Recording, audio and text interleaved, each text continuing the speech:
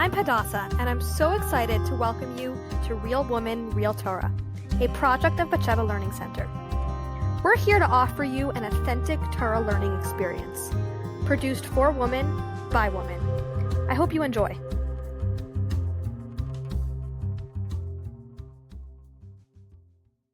Hello, everyone, and welcome back to Real Woman, Real Torah. Today, I am really excited to explore with you the story of Rus. It is a really small book in Tanach, Megilas Rus, and one that is a custom for many to read on Shavuos. And it's a really interesting story where, on the one hand, we name the book after this woman, this convert, Rus. And at the same time, she seems to be almost a passive character in the story, always seeming to kind of follow rather than lead. And all the other characters around her seem to be the ones that are taking the more prominent role in the development of the plot. And one of the things we're going to explore is what is the unique character of Rus? Why does she deserve to be the subject of her own sefer in Tanakh? And what is it about her story that teaches us something very profound about the moment of Matan Torah and how all of us as a people reflect her story in that moment of Har Sinai. And by extension, every year on Shavuos, we're really able to reflect those same qualities that she exemplified. I am really, really honored to introduce my mother, Mrs. Hannah Silberstein, who's going to be joining me today to explore this story. This is something she's taught many, many times and really has developed so many rich ideas and insights into this story. And she's going to be exploring the story with us and talking about some of the reasons why it's read on Shavuos and what it is about Russ's character that parallels the story of Matan Torah. It's also especially meaningful for us to dedicate this episode in honor of my grandmother, my mother's mother, whose name was Rus, and in many ways exemplified the qualities that Rus had. And this episode is dedicated in her memory, and the booklet, which this episode is based on, which you can purchase on our website and learn it inside for yourself with a friend on your own or teach it to a class. These are all available for you. And my mother put together the sources that we're going to be exploring today into this booklet. And this is dedicated in her memory as well. I'm just going to read the dedication about her in here. It says, dedicated in loving memory of Rus Bas Yehuda. Like her namesake, she left the country of her birth to forge a new life. Despite hardships, she was modest in demeanor and devoted in her faith. With love and loyalty, she sacrificed for family and treated everyone with kindness.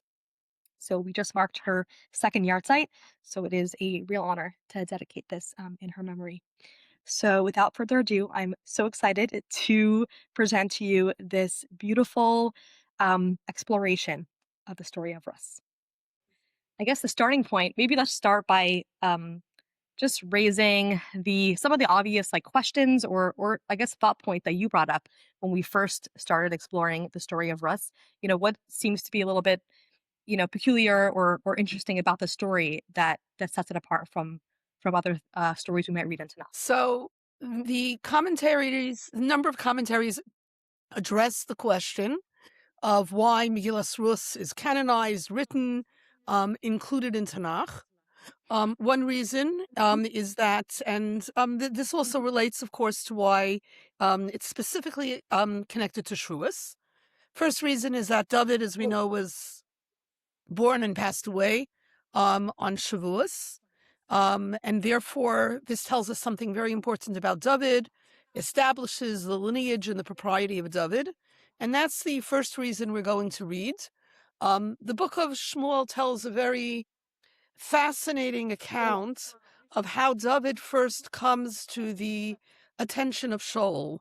So Shaul is fighting a war, and he's fighting against Goliath, who's in the valley cursing the people, threatening the people, saying anybody that wants, let them come and fight against me. And if they win, good. And if not, then they will take all of the Jewish people captive. And obviously, everyone is a little afraid because he's thrown out a gauntlet. Goliath feels very sure of itself. And the people are feeling kind of shaky. Now, at this point, David's brothers are in the army. David is the one, he's the youngest. Although he's been anointed already by Shmuel, he stays home with the sheep and he goes back and forth bringing food to his brothers. So he's quite an unassuming character. As we know that when Shmuel went to look for another king, after God told him that Shaul would no longer be king, he went first to all the brothers of David, who were all tall and beautiful, and God tells him the famous words, you're looking at the appearance of people.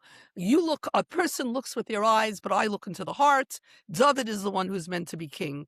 But although David had been anointed, David doesn't say anything. He's quiet. And meanwhile, Shaul is still king, although with the knowledge that because he did not kill Amalek, he is going to lose his position. He doesn't know to who. And this is the background for which you need to know the story. Shaul goes out. The Jewish people are out for war. Goliath is in the valley threatening the people with destruction. Who's going to take him on? Everybody is afraid to go. And David goes and says, you know what? Why not me? Because if I fail, it's no great embarrassment for the Jewish people. He's not really a soldier anyway. Let me take him on. And that's where we begin here in Shmuel Aleph, Pasuk Yud Zayin. And when Shaul saw David going out toward the Plishti, he said to Avner, the general of his army, whose son is this youth, Avner? And Avner said, by your life, O king, I know not. Now, David had already been going back and forth to his brothers, and he was kind of friendly with Yonasan, his son. So what does he mean by saying, what does it mean by saying, I don't know him? I mean, he knows who David is. Why is he asking? So the Gemara fills in here. Why did Shaul not know him? Isn't it written in King Shaul loved David greatly and he became his armor bearer? Shaul meant determine whether he's a descendant of Peretz or from Zerach, the two sons of Tamar, because if he's descended from Peretz, he will eventually be king. If, however, he is descended from Zerach, he will only be an important man. And Doeg answers him. Doeg is the advisor of Shaul. We don't say very good things about him. He always does his best, really, to subvert what should happen. Doeg says to him, instead of asking whether he's fit to be king or not, ask whether he is fit to be part of the Jewish people at all. What is the reason that he might not be included in part of the Jewish people? Because he descended from Rus the Moabite. Avner, who is another one of the advisors of Shaul, answers, we learned that an Ammoni man, but not an Ammoni man is not allowed to enter the Jewish people, but an Ammoni woman can. Likewise, a Moabi man is not allowed to convert and become Jewish, the Torah says, but not a Moabite woman. What's the reason? The text states, because they did not greet you with bread and water, the Jewish people, when you were leaving Egypt. All right? The hallmark of the children of Avraham and of the Jewish people is loving kindness. That's what Avraham brought to the world. He had his open tents and everybody could come in. Lot, however, goes down to Sodom. He moves away from the loving kindness of Avraham. And then he has these two children from his daughters, Ammon and Moab. And Lot, by separating from Abraham, sort of took on this midah of cruelty. And here, look at the proof. Here are the cousins. Abraham did so much for Lot in terms of saving and protecting him, going to war for him, making sure he didn't die in the destruction of Sodom, speaking out for the people of Sodom. And look how it's repaid when the Jewish people come out of the Egypt and they're tired and they're weary and in their desert. Here these cousins should have gone and said, cousin, finally you're free. They should have come. They should have brought them food. They should have brought them water. They should have taken care of him. They should have shown that they are cousins, relatives, from their shared father, Abraham, and instead they did nothing. And that's why the Torah says they may not enter the Jewish people. The response given here is that this only applies, as Avner says, we learn that, however, this only applies to the men. The men didn't go out because they didn't show kindness. But women, it's not the way of women to go out to the roads. We see even when the Malachim come to Avram, right? Avram is the one that goes out and he says, can I give you food and water? Sit under the tree. And when they ask, where is Sarah, your wife? He says she's in the tents. So we see here that the normal place of woman, of tznius is to be in the house getting things ready, not necessarily out on the roadside. That's the response which is given to prove that, therefore, only a male from Ammon and Moab cannot convert and be Jewish, but this doesn't refer to a woman. Doeg replies, and he says, what do you mean? The men should have greeted the men, and the women should have greeted the women. And to this, Avner is silent. He doesn't have an immediate response, and therefore this remains in question. Now, I have to fill in one more fact, which you may or may not be aware of. In all of Jewish history, there is only one woman who ever came from the nation of Moab to convert, and that was Rus. There was only one that came from Ammon, and that was Naamah. So we can understand that because this was a law that was never exercised, it would be one which would not be commonly known. The oral tradition, as you know, was not written at their time. There was no Mishnah, there was no Gemara to look it up in. You heard it in the base medrash, and you had to remember it, and you had to remember the proof text. And laws which you use a lot, as you know, the davening you say every day, you know by heart. Okay, no one has to remind you what comes next. Rosh Hashanah Yom Kippur davening, which you say once a year, it's not always at the tip of your tongue. So here's this law that was never exercised. And when Avner says it, Doeg goes and says, you must be making a mistake. That doesn't make sense. The explanation you're given, it can't be what the law is. Men should have gone to the men, women should have gone to the women, and Avner now is silent. And the king said, go and inquire at the base medrash to determine whether Rus was allowed to marry a Jew.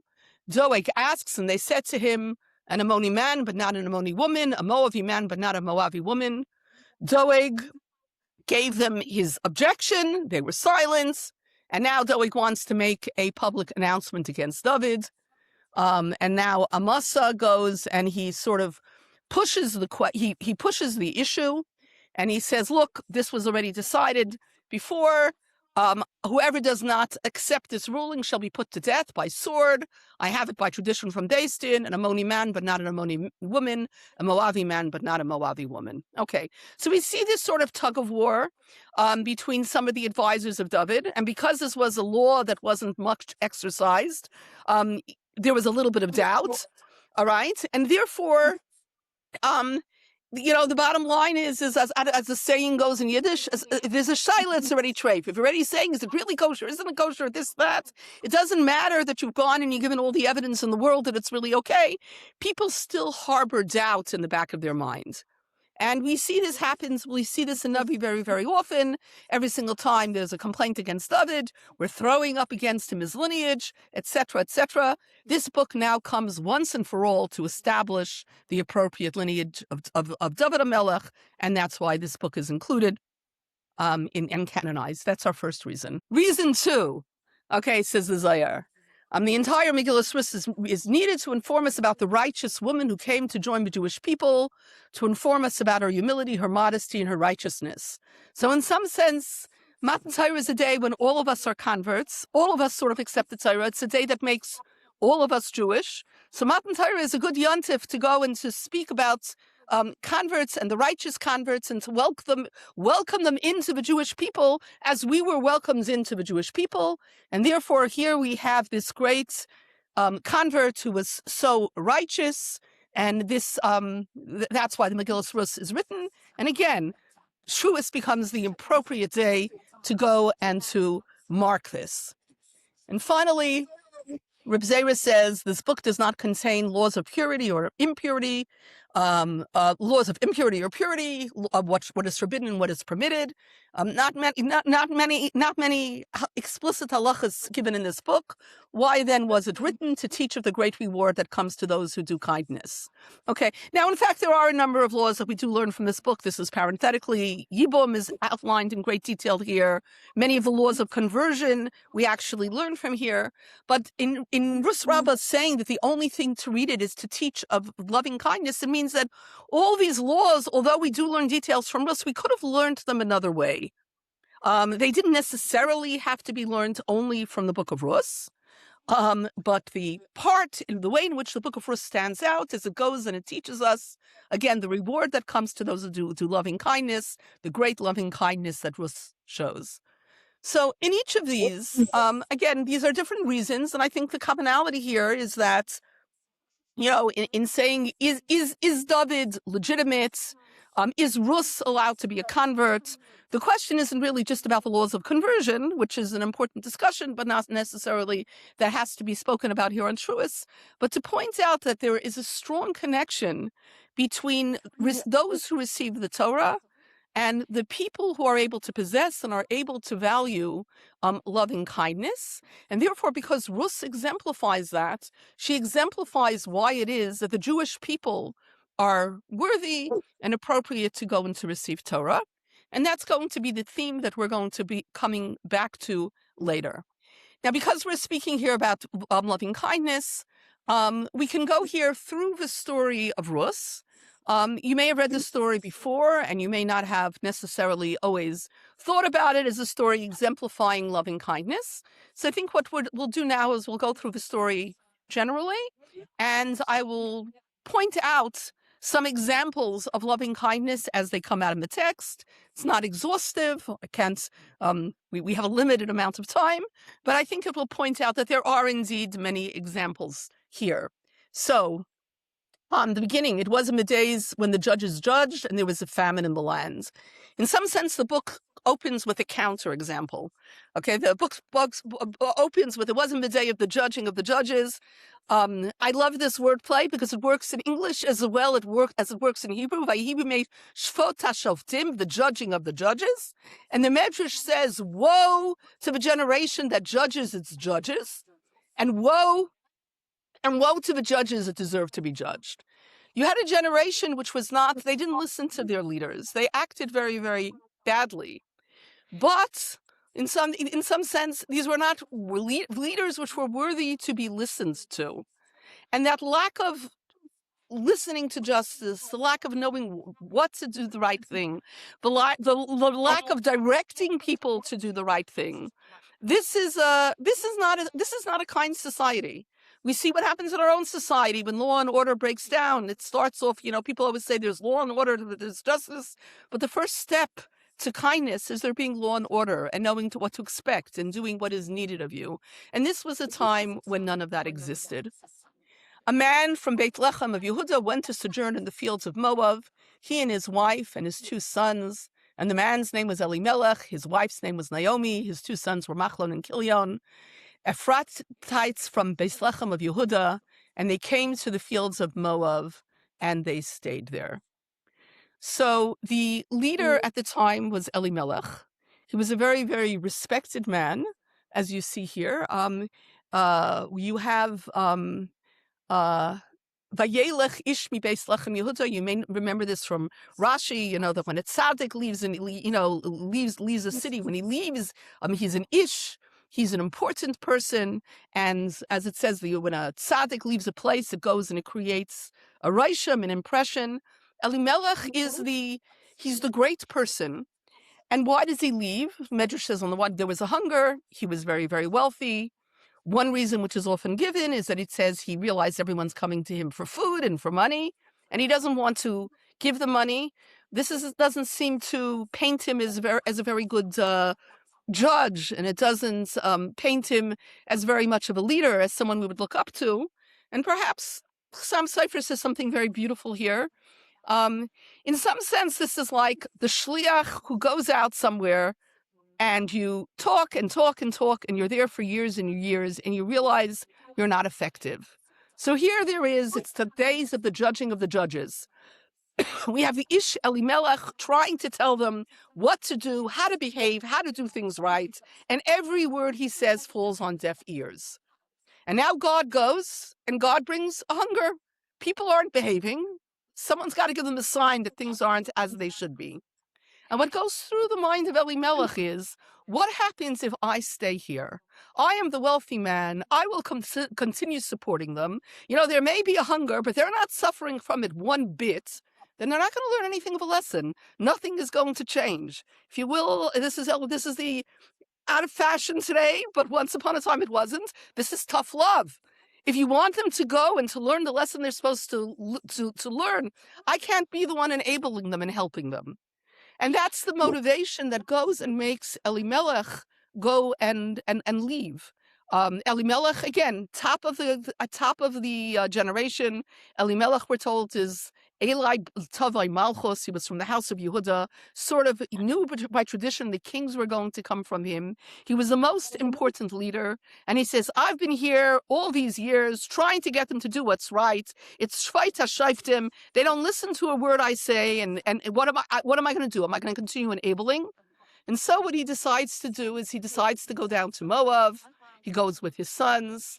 As we're told here, he goes and he starts going to the Sada. He figures, let's not go and get too comfortable there. Again, and he has full intentions to go back once he's thought the people have learned their lesson.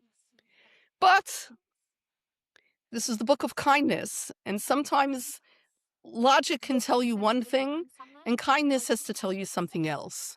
And so he leaves, sort of the way Yaakov leaves. It's Ishmi Beis Lechem, Yehuda, all right? By the time he gets down there, he stops being an Ish. We make certain decisions in our life, and we make these decisions, and however much we can justify the decisions to us, the wrong decisions go and have an effect on us. So Elimelech dies. His sons go and they eventually assimilate, living among the people of Moab. They were wealthy, important people when they went down there. So, of course, they go and they marry into the royalty of Moab. That's Rus and Orpah, which are descended from the king of Moab. And they're there for 10 years. And in these 10 years, nowhere in these 10 years do they go and begin to realize that maybe this was the wrong course of action, even though Elimelech has died already. And so eventually the Midas Hadin catches up with them, and Machlon dies and Kilion dies. And now we have Naomi alone. She's lost her husband. She's lost her children. And Naomi goes and hears, as we know, Pesach starts the new growing season. Although there's been hunger all these years, she's heard this year there's enough rain and the wheat is sprouting and it's coming in, the first wheat. And she hears that the hunger is over. And she decides, she has a love for the lands. And she decides as soon as she hears the hunger is over, that's it, I'm out of here. And she's not going to stay anymore. And okay, we say when you have someone righteous who leaves, it makes an impression. Naomi, the minute she hears there's an opportunity to go, she's ready to get up and she's ready to go back to Eretz Yisrael.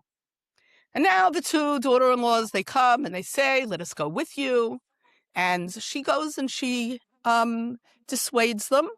She tells them, don't come with me, because here you are princesses, you have family, you come back with me. Who am I?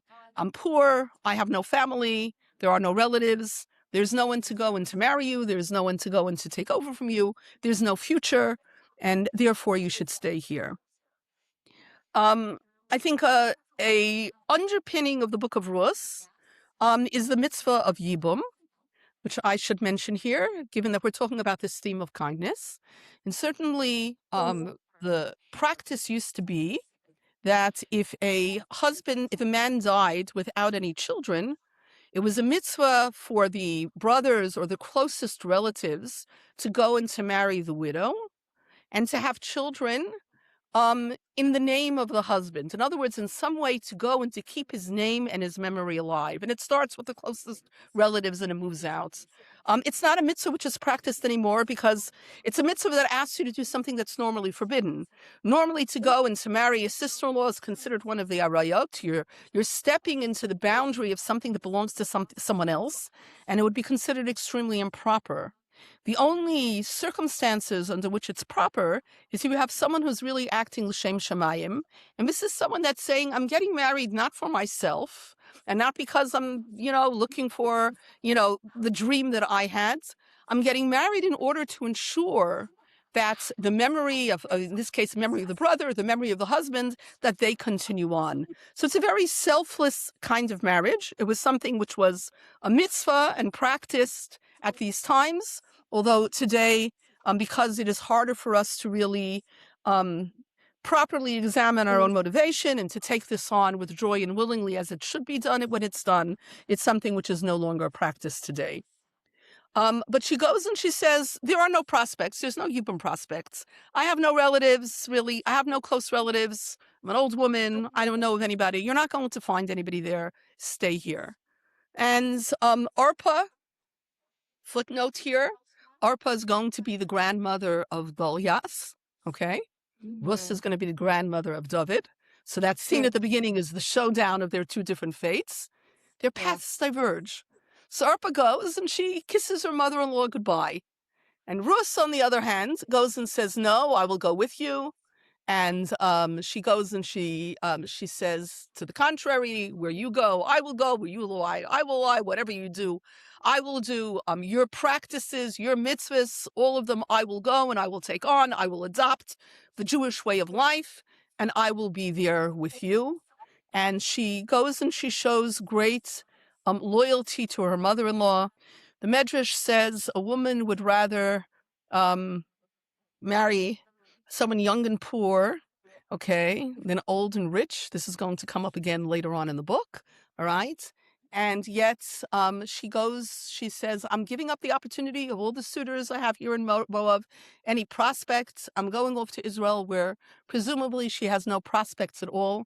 And she's going there to show loyalty to Naomi, her mother-in-law, to take on her way of life and to embrace the Jewish values that she had seen in Naomi.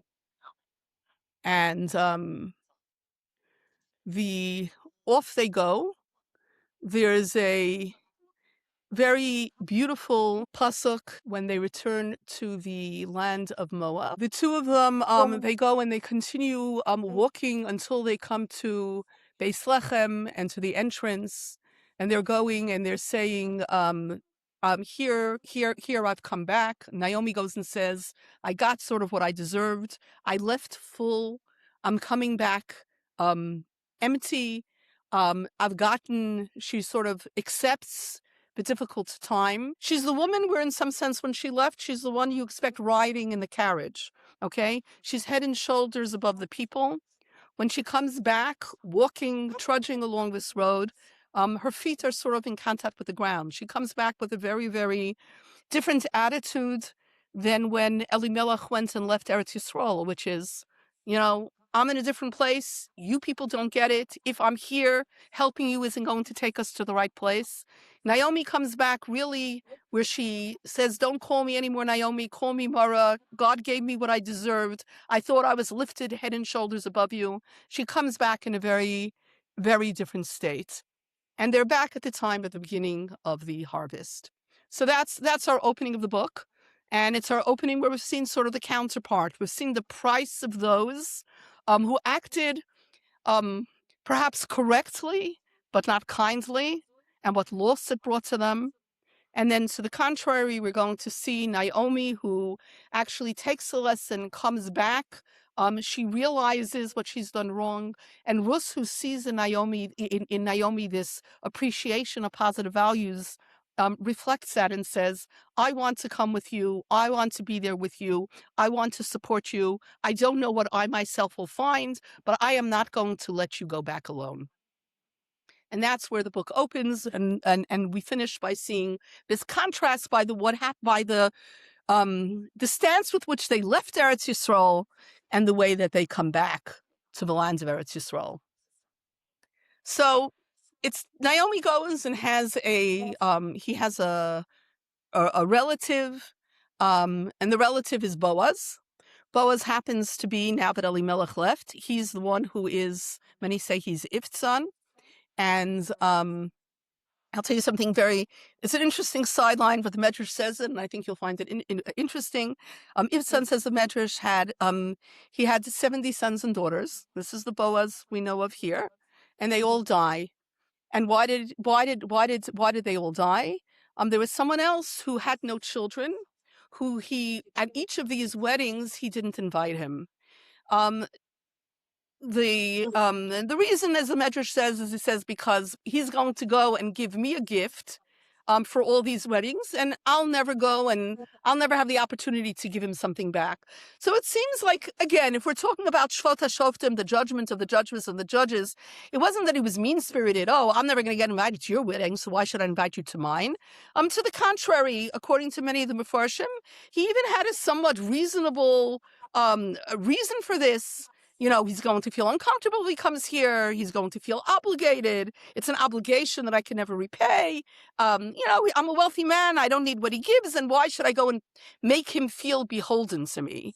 On the other hand, there's also a lack of sensitivity, because here's the leader of the generation. You've had 70 weddings, okay? Everybody comes, and he's never been invited once. And that's sort of where we start with Boaz, who's called one of strength. He's a leader.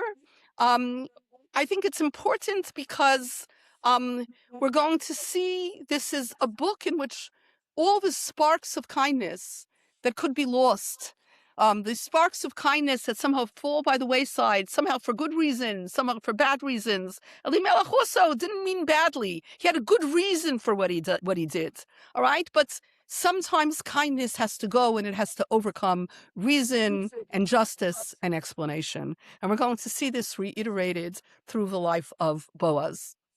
It's the beginning of the time to go into glean. And as you know, it was a mitzvah at that time to go and to leave some ears behind in the corner. You had the various mitzvahs of peah, shikha, and the poor would go to the large fields of the wealthy. Boaz was an extremely wealthy man. And they would glean the fields, and this is how they would go, and they would have, as the Torah tells us, this is how they would go, and they would have what to live from. Naomi she has no male provider, and so the only way they're going to have food is by gleaning. And Rus realizes Naomi is older, she's younger. She says, you stay here, I'm going to go and glean in the field. And she happens by chance onto the field of Boaz. And Boaz sees her and says, who is this woman? And she's told that she's the Moabite woman who returned with Naomi. And he goes and he walks over to her later, and he goes and he says, he realizes that she's a relative. And Boaz goes and therefore acts with her kindly and says, continue coming here every single day. Don't go and glean anyplace else. You don't have to run around from field to field looking. Come here, stay with my maidens, and be careful. I'll ensure that nobody bothers you because she's this woman alone. And if you're thirsty, go and drink. If you need to eat something, go and eat. And Rus goes and shows gratitude for this. And she says, why are you so kind to me? And Boaz says, because I heard about the kindness that you did for your mother-in-law. You left your native land. You came here to go and to join Naomi. And again, in joining Naomi, not just joining her physically, but also to taking on her culture, taking on her God, taking on her service, coming tachas kanfei hashchina. Okay, living in the way that a Jewish woman is supposed to live. And she goes and she says, thank you for treating me this way. And Boaz goes and says, here, you sit here. He gives her a meal. Here's a little bit of bread, a little bit of vinegar. Take something to eat. The Medrash says, this sounds like quite, if you want to go and you want to honor somebody with a meal, bread and vinegar seems to be a little bit of a meager meal, if you will. And what the Medrash tells us simply is that normally it says if Boaz had known what the Torah would write about him, says the Medrash, he would have gone and would have brought her a whole platter, a whole Gesuda Shleima, a great feast, which makes us wonder, is he doing it just for the recording? And the explanation given is this. Normally, for a man to go and to give a beautiful feast to a woman, it looks a little suspicious. Doesn't always look like you have the best intentions. Because although Boaz tries to show her kindness, Boaz is the leader of the generation, and he doesn't want to do anything that can be misconstrued. So what he gives her is he gives her a piece of bread and he gives her vinegar, he gives her enough, nothing fancy. Had he realized that the Torah was going to write about it and was going to go and give testimony to the fact that he acts in good faith, he's acting from kindness, not from any improper intentions, then he would have done it. But again, he's the leader, and he both, on the one hand, takes care of her and makes sure that he doesn't do anything that can be misconstrued. And he tells her, come back here every day, don't go to the other fields. And what we see here, I'm up to Pasuk Yud Zayin, she gleans in the fields. She goes back every night from the field to the city. She doesn't want her mother-in-law to be alone. And again, we see her consideration in her kindness. She realizes it's lonely. It would have been easier to go and to stay over, as many of the people did with the fields, collect for a few days. Maybe you go home for the weekends, as was common among many of the reapers. But she recognizes that Naomi is alone and will appreciate her companionship, and therefore she goes and she makes the effort to come back and every single day. And indeed, when she comes back, Naomi goes and says, where were you at? I was in the fields of Boaz. Naomi realizes now that the Eibishter is leading the pathway because of all the fields to go to.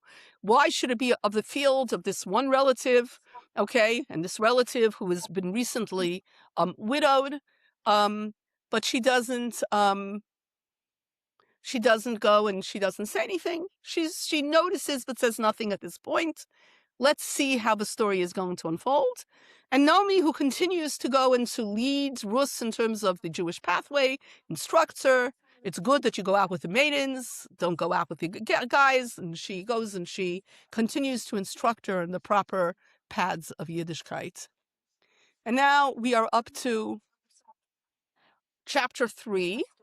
This goes on up to the time of harvest. We are now getting close to Shavuos, and the harvest is about to end. Till now, Naomi is sitting and she's waiting and she's watching. And, during the time when the harvest was going on, open fields, there are a lot of people coming back and forth, poor people, rich people, field hands, etc. The fields were not necessarily the most tzniistic of places. And so what happens is that Boaz, being a leader and wanting to make sure that everything was done properly, he had a hut in the middle of the field, okay? He would stay there at night. He would make sure nothing going on which was inappropriate, and then he would get up, as is the custom of the righteous, midnight, learning, prayer, tikkun chatzos, and then he would begin his spiritual day, and that's where he was. We've reached the end of the gleaning season. Boaz has said nothing to Rus, and so Naomi goes and wants a message to go and to be sent to Boaz. And she goes and she instructs her, go and get dressed in beautiful clothing, your big day Shabbos, get dressed nicely, okay? Go down to the threshing floor, and, after Boaz has gone to sleep, okay? Go sit there and wait, okay? And then he will tell you what you should do. Now, this is a little bit of a bold request, and recognize who Rus is. Rus is a convert. It's not like she has a lot of stature. It's not like she has a lot of friends, okay? If there's anything that's improper, think about this. This happens all the time. It's never the respected person who we go and we say, how could they do that? We always look at the other person, the less respected person, and saying, what were they doing down there? They were trying to create trouble. So she's going and she's putting Rus, who is anyway a convert, has no prospects, alone, doesn't really have friends. She's putting her in kind of a tenuous situation. And we might have understood if Rus said, I don't want to do this. But Rus trusts implicitly Naomi in her guidance. And so she goes and she does that. Boaz wakes up in the middle of the night. And he goes and he sees her. And he says to her, who are you? And she says, I am Rus, and your relative. Okay, and I'm here to see if you're going to do what a near relative does. And as the Medrash says, imagine the shock of being Boaz in the middle of the night, and you wake up, and there's this woman sitting at your feet, decked out, all right? And what are you doing here? And he says, forget about what are you doing here. We wouldn't even have got into what you're doing here. Imagine what you would have said. It's not what are you doing here? What are you doing here? There's no room for an answer to a question. And what's the first words that come out of the mouth of Boaz is brucha at, okay? You are blessed to Hashem, my daughter, okay? And then he continues, this kindness which you're doing, because he knows at the behest of Naomi that you're asking me to go and to do yibum so that there will be a memory of the family. This kindness is even greater than the kindness you did before of taking care of Naomi. Boaz, in the moment, is able to go and to be able to look at the situation with kindness. And, we would have forgiven somebody, even a very kind and good person, we would have forgiven them for losing themselves in a moment like this, which is a very compromising moment, very easy to imagine ill intention of someone else, and also something that puts him in a very, very bad position. All right? We would have not been surprised at a different kind of response. And the Medrash goes on at great length about this, about what it means for someone who is able to approach every situation first, looking at it with an eye of kindness, thinking the best of others, assuming that people have good intents in mind, trying to understand what that intent might be. And that kind eye, the opposite of what Elimelech's approach when he went, that harsh eye, which made him go and which made him leave Beis Lechem, that kind eye is the eye which goes and it allows this whole story to go and to reach this glorious conclusion. And she tells him to stay there till morning. She leaves with him, and he leaves with her and takes her home, and he tells her, come to the court tomorrow, and tomorrow is the day that we will clarify it. And she goes and she tells her mother-in-law what happens. The end of the book, again, is she comes down to the court. Boaz is the head of the court. They ask, is there any closer relative who could marry her? There is indeed a closer relative, but the closer relative doesn't want to marry her because, as I told you, although the law was Moavi and lo Moavit, that a Moabite woman can convert, but not only a Moabite man can't, it was a law that had been newly taught or renewed. And he said, how do I know people won't forget it, or there won't be another occasion when people won't remember it, and then my own children will go and will be forgotten? It's very interesting. This person is referred to as Ploni Almoni, because what he was worried about is my lineage might come into question one day. All right? He's not even given a name in the text. Okay? The one who worries about his lineage, rather than doing kindness to a relative and ensuring that Elimelech continues to have some memory and is welcomed back into the Jewish people in spite of his fate, he's the one who's Ploni Almoni. None of us know his name, and none of us will ever know his name. And It's ironic because I was saying it's ironic because he was actually very, very correct that for the rest of history people would always be doubting it. So he actually foresaw something valid, like he had a valid reason why he was concerned, right. and yet, which I think just stresses the point we're trying to make, which is that as Elimelech had his good reasons too. All right. Yeah. But we don't always work in terms of, we can't always work in terms of good reasons. Okay. Yeah. Sometimes we have to work, we have to work in a way that comes from an open heart. And Boaz is the one who goes. He marries her. There are great blessings that come. He dies by tradition the next day. All right. But Rus then comes to expect a child, and the book ends. It's something after giving her many, many blessings. The book ends with, again, Rus gives birth to this child, who Naomi says, tells us, takes the child and places him in her bosom, and she became his nurse. The neighbors named him, saying, a son has been born to Naomi, and they called him Oved. Okay. Now, for all the modern mother-in-law issues, here is Ruth. She came back with Naomi. She went back and forth every single day, bringing her food. She went and she did this difficult, very, very difficult task where, who knows, she could have ended up cursed and thrown out of the Jewish people and totally disgraced. But she did it because Naomi told her, this is what must be done in order for our family to have some continuation. Take this risk upon yourself. Okay. She marries this husband who dies out, an old man. And as I told you, the Medrash says, a woman would rather have someone young and poor than old and rich and respected. All right. She marries him. He dies the next day. It's now her and Naomi. And you think, what she got? She's got this child. All right. And the book ends with Naomi takes the child and places him in her bosom. She became his nurse, and the neighbors named him, saying, a son has been born to Naomi. And however difficult this sits on our modern sensibilities, I think it underscores the degree to which the book of Rus is the book of loving kindness. It's a book about what does somebody else need?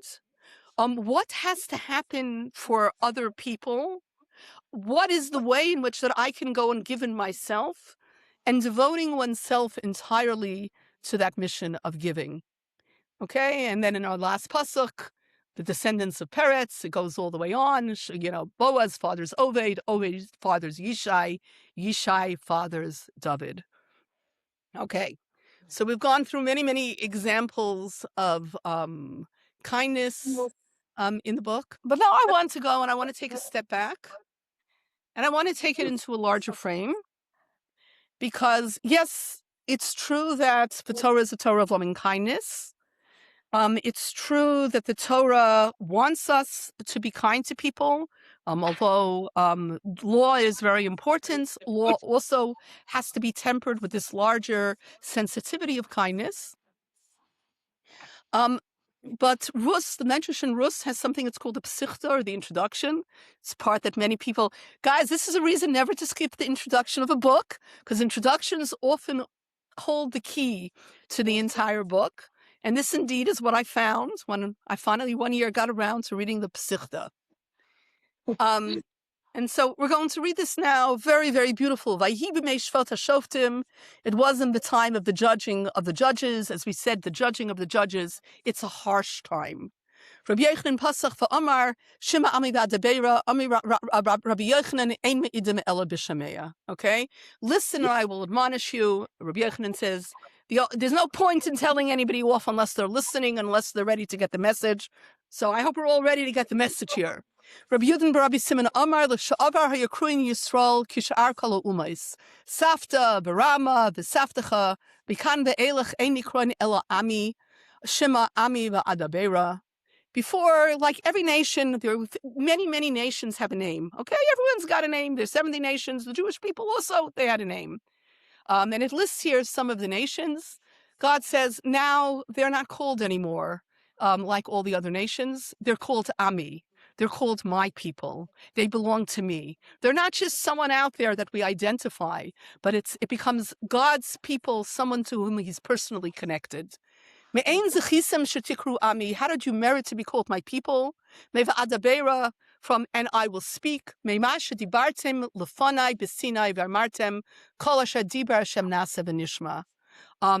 Because of the moment of speaking, okay, you are my people because you are willing to speak up and say at Sinai anything that God has spoken, anything that he says, we nasa v'nishma, we're ready to do and we're ready to obey.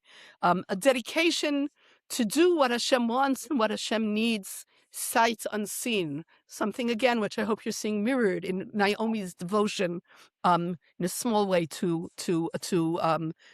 in Rus's devotion to Naomi. Amar Rabbi Yochanan, Shema Ami l'sha'avar v'adabera la'asid lavai. Shema Ami, listen, my people. This is referring to the past, the moments of Matan Torah. V'adabera, and I will speak. This refers to the future. Shema Ami, listen, my people. Ba'olam hazeh, there's this relationship we have in this world. V'adabera, and I will speak also in the world to come.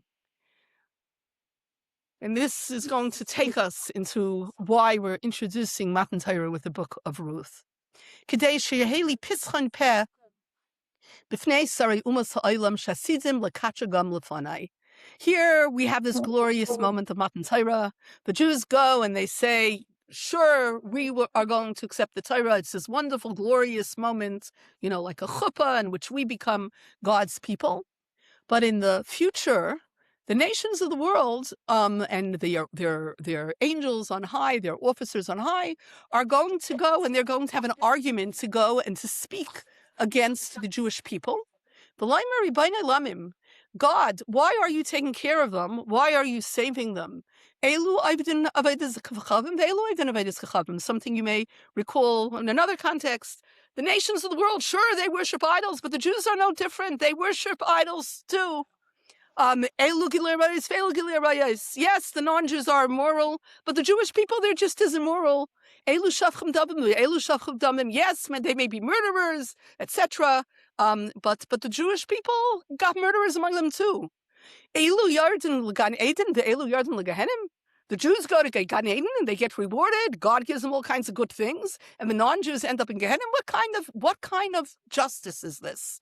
If you look in the world, you look at Jews and you look at non-Jews. Yeah, there's some good Jews, but there are also some good non-Jews. There's some bad non-Jews, and there are just as many bad Jews. The Gemara says most thieves are many of them are many thieves are Jewish. All right, so if you want to look for complaints about the Jewish people, you want to go and to give the anti-Semites fodder, there's a lot of stuff to say. So why are the Jews protected by God? Why do they deserve any sort of a different fate? At this point, the advocates of Yisrael, all the angels that are supposed to defend them, are silent. As it says, at that time Michal will stand in silence. Good argument. They don't know what to say. All right? I don't know how to defend the Jewish people. Even the angels that normally come to our defense have nothing to say. I'm like Kadosh Baruch Hu. You're quiet now. You can't find a way to go and defend my children? It's fine. We don't need you angels, God says. It's okay. I will speak up for them myself and I will defend my children. Be'ezet tzedakah, with what righteousness does God defend the Jewish people? Rabbi Elazar and Rabbi Yochanan speak. One says, with the kindness that you did to my world, that you accepted my Torah. If you wouldn't have accepted my Torah, I would have gone and I would have returned the whole world to nothingness. As Rabbi Yehuna said in the name of Rabbi Acha, the world and all its inhabitants were melting away. The world was already beginning to dissolve. If the Jewish people had not come before God and accepted the Torah on Har Sinai. So he says, in some sense, Hashem has this world. Hashem has this grand vision. All right? I know we don't necessarily know what it is. Life was difficult, came out of Egypt, a lot of things. I don't know, this, that, and the other. All the other nations, they come, this part has been left out, but it's there in the Medrash. Each one is given their own excuse, why they can't have it, why they don't want it, why it doesn't make sense, etc., etc.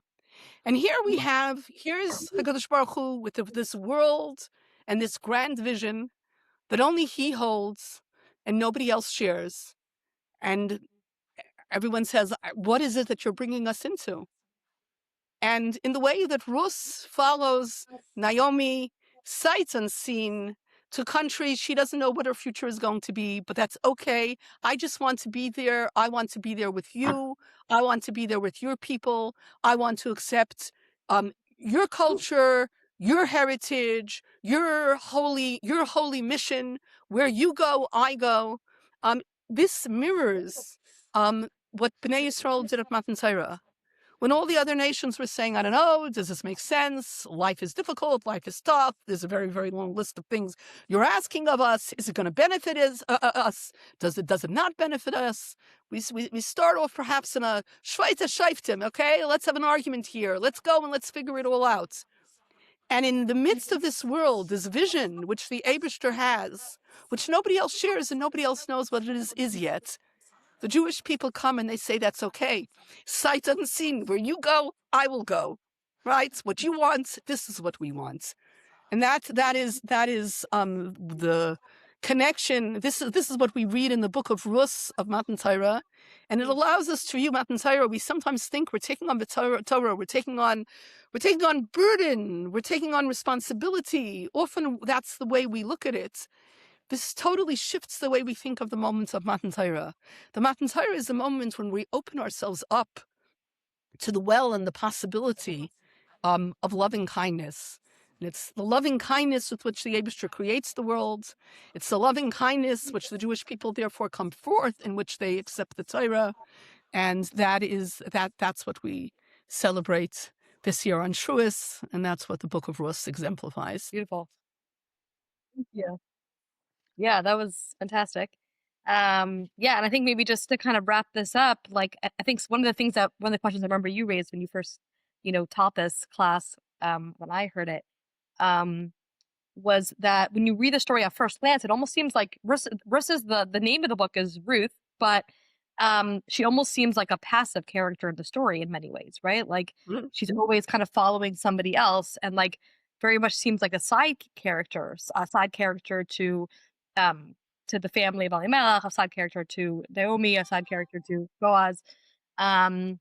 And I think what we're trying to kind of point out here is the nuance of, in some ways her ability to do that, her ability to say, I'm able to allow myself to be molded by this fate that I don't yet know and that I haven't yet determined or formed for myself, is exactly what we're highlighting in the story.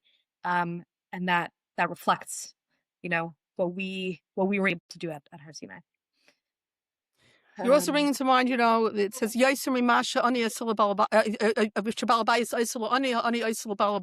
more than what the wealthy man does for the poor person does for the balabayas. In other words, there's a certain order that comes in the world. We always think that we always think about the active player in a relationship, but there is no activity if there's no place for it to be received. You can't give anything, you can't produce anything, you can't create anything unless there's someone to go and to receive the creation. And that's that's sort of the chesed that we see here.